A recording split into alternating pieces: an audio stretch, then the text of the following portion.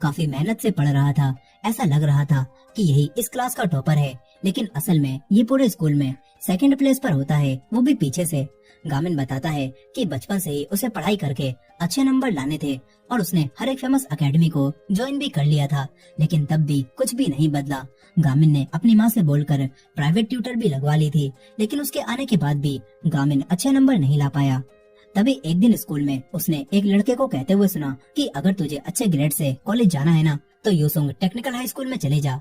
गामिन इसी आधी बात को सुनकर उस स्कूल में जाने का फैसला कर लेता है। वहीं पर उस लड़के का दूसरा दोस्त कहता है कि उस स्कूल में जाने से अच्छा है मैं मर जाऊं। लेकिन गामिन को ये बात नहीं पता थी। वो यूसुंग हाई स्कूल में एडमिशन ले लेता है, लेकिन जैसे ही पहले दिन वो क्लासरूम का दरवाजा खोलता है तो देखता है कि अंदर तो जंग छिड़ी हुई है। पढ़ाई का दूर दूर तक नामो निशान भी नहीं था। ये देखकर गामिन परेशान हो जाता है, लेकिन उसे ऐसा लग रहा था कि यहाँ तो सभी लोग मारपीट ही करते रहते हैं, तो थोड़ी ही पढ़ाई करके गामिन उन सभी लोगों से आगे निकल जाएगा। मगर फिर पूरे 10th ग्रेड में 220 बच्चों में से गामिन की रैंक 219 आती है।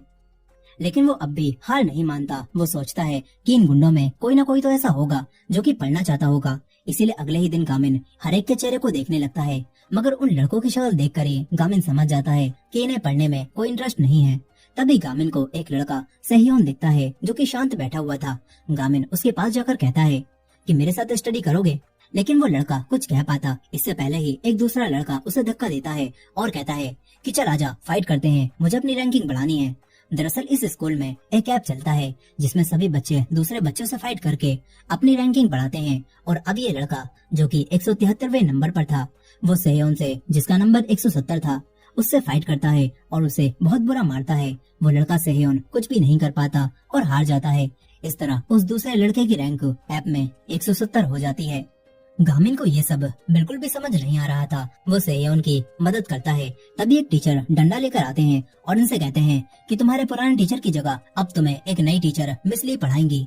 गामिन देखता है कि ये तो वही मिस ली है जो कि उसकी प्राइवेट ट्यूटर थी। यहाँ पर मिस ली अब सभी स्टूडेंट्स की अटेंडेंस लेना शुरू करती हैं और एक लड़का फाइटिंग करके प्रेजेंट होने के बारे में बताता है। तभी एक चीज मिस ली की तरफ तेजी से आती है और ये चीज क्लास के सबसे ताकतवर लड़के योनवू ने फेंकी थी। वो कहता है कि अभी किसने फाट करके मेरी नींद खराब की। एक लड़का डरते हुए अपना हाथ उठाता है और योनवू उस लड़के के 2 थप्पड़ मारकर वापस जाने लगता है। तभी दूसरा लड़का कहता है कि ओ योनवू, तूने अभी भी मेरी कॉफी वहाँ फेंक कर बर्बाद कर दी। वो योनवू को गाली बकता है, जिसके बाद क्लास में एक बार फिर से जंग छिड़ जाती है। योनवू उस लड़के को काफी बुरा मारने लगता है और सारे बच्चे उन दोनों की फाइटिंग में शर्त लगाने लगते हैं कि कौन जीतेगा। मिस ली ये देखकर काफी हैरान थी। उनका आज पहला दिन था। वो सभी